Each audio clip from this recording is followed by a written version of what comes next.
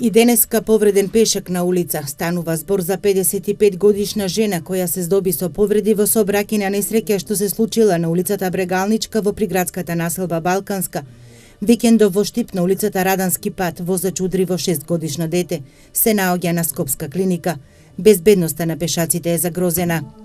Со втората национална стратегија за унапредување на безбедноста во патниот сообраќај, една од таргет групите со кои треба да се работи, тоа се категоријата на ранливи учесници во сообраќајот, меѓу кои спаѓаат и пешаците. Лани имавме преку 30 пешаци кои го загубија животот во сообраќајни незгоди, вели Зоран Јошевски, член на Републичкиот совет за безбедност во сообраќајот на патиштата. Црна статистика за безбедноста на патиштата на истокот. Само овој месец загинаа 7 лица, бројот на жртви годинава се искачи на 27, што е за 9 жртви повеќе од лани кога за цела година беа регистрирани 18 загинати на подрачјето на СВР Штип.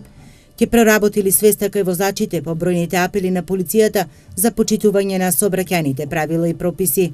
Сообраќајните несреќи кои што се случија изминативе 3 дена на подрачјето на секторот за внатрешни работи Штип, во која загинаа 2 лица како пешаци, го потврдува фактот дека пешаците се најризична и најзагрозена категорија на учесници во сообраќајот на патиштата.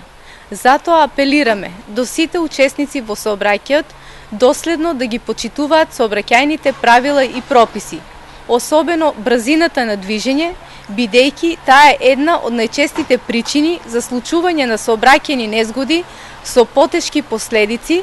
Последната жртва во сообраќајна незгода е 29 годишен кучанец. Викендов со возилото удри во дрво и сообраќајен знак од здобиените повреди почина во Кочанската болница.